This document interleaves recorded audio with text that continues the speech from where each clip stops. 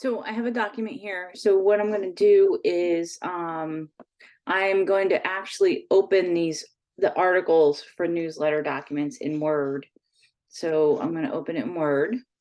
And then I'm going to go ahead and I'm going to highlight with my cursor here all of the text. Okay, and I'm going to Command C. I'm going to copy it. And I'm going to come over here and I'm just going to make a big text box. And I'm using the text tool here and I'm going to paste. So now I have all my text here from that Word document. So I'm just going to move it over here. And then I'm going to go ahead and close that out because I don't need it anymore. And then from here, I have all my stories. So I'm going to make them into separate text boxes and I'll go over threading really quick. So I'm going to go ahead and make a new text box. So I know I need one on this page for the first story.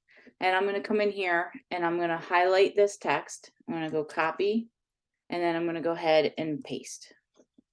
And then I'm going to make another text box. I'm going to get the next story. I'm going to copy it. And then I'm going to paste.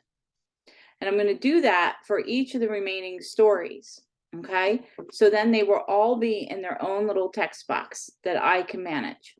Now I need to set my styles according to what is asked in the menu. So what I'm going to do is highlight and set the first one. So the first one, I think it's supposed to be 30 point. And it's supposed to be Futura, and it's supposed to be bold, and it's supposed to be a particular Pantone color. And those colors will come in from your assignment.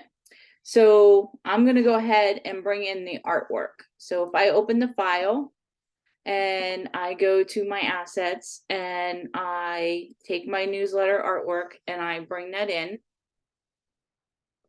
And it says to drop it on page 4. So I'm going to go ahead and drop it on page 4. So there it is. When I go back up here to page 1 and I go into my color palette, you can see my 3 colors are in here. I don't need the rest of these. So I'm going to go ahead and click on the rest of these so I don't get confused, and I'm going to delete them. So now I have the appropriate colors I need. So I want to set my style. So I'm going to go ahead and highlight this. I'm going to turn it to the blue. And now I'm going to come up here and I'm going to go new paragraph style. And I'm going to name this headline. And I'm going to say, okay. Oh, I also want to take off hyphenation. So I'm going to have to make that adjustment to this headline style.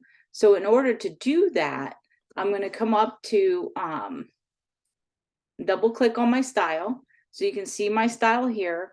So I'm going to go into basic character formats. I got Futura, bold, 30, everything's good. And then I got advanced character, indents and spacing, tabs, paragraph rules. And you can see all the way down here. And I can come to hyphenation and I can turn that off. And I can hit OK. And that's going to adjust my style. So now my style is set for that. Now I need to set my paragraph style. Okay, so my basic paragraph style is going to be 10 point. And it's going to be Helvetica. So I got to go find the Helvetica.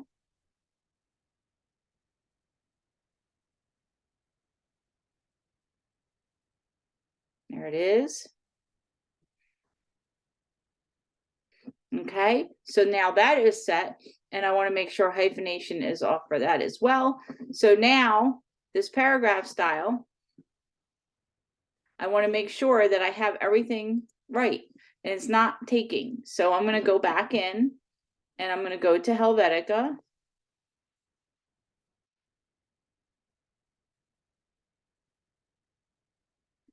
going to go to 10 point. Okay. Set your leading. Come down to hyphenation. I'm going to take that off and I'm going to hit OK. So now it's set. So my basic paragraph style is set the way I need it to be, and it changed all my other stuff. You watched it change here. So now this "we believe" needs to be the headline. So now all my paragraphs can be set with the styles, and now all I have to do is put them in their own text box. So I can make another text box by grabbing the T, dragging, making a box, I'm going to come in here. I'm going to highlight the third story. I'm going to copy that. I'm going to paste it in here. Highlight my headline and change it. So now I can put that on page 2. And I can start building and lining everything up that way for that. If I have to thread the text, this is where it gets a little confusing for the frame breaks. Frame breaks should be used for big stories. If this was one big article, then yes, you would use frame breaks. So I'm going to move these boxes out of the way, and I'm going to bring this over here, and I'm going to show you that as you work with text, there is a threading component. So you can click on this red thing and click over here, and it'll thread that text all the way through. So what they ask you to do is do the frame breaks throughout. So as you thread this text, when you come to the end of this first paragraph, you would go up to type, insert break character, and you would do frame break.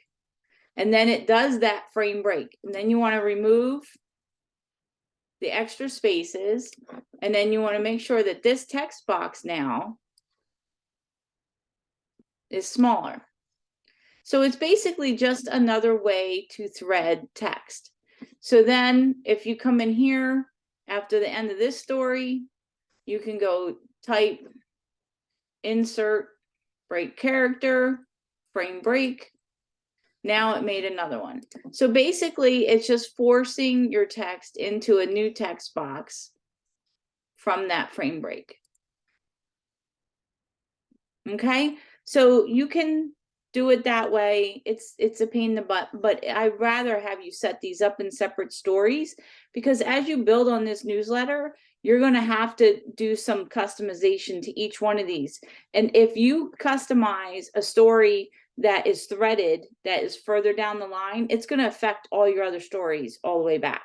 So in this case, because it is not one big story like in a magazine, I suggest them to be in separate boxes. But if this were one big article and had to go from page to page to page, yes, then use frame breaks and threading text. I hope that helps you out, and I will see you later.